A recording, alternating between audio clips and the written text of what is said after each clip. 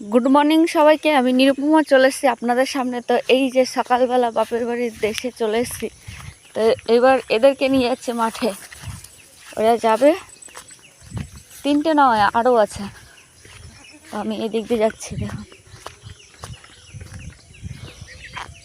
তো এখন প্রায় বাজে 5টা 20।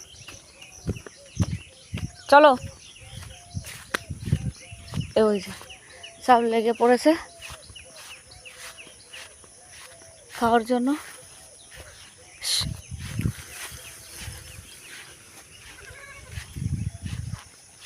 এটা হচ্ছে কুন্দুরি। চলো,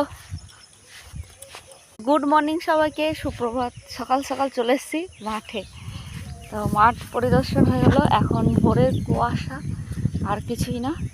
হ্যাঁ, মুখটা অতটা পরিষ্কার আসছে না, কারণ যেহেতু কুয়াশা সামনে। এরকম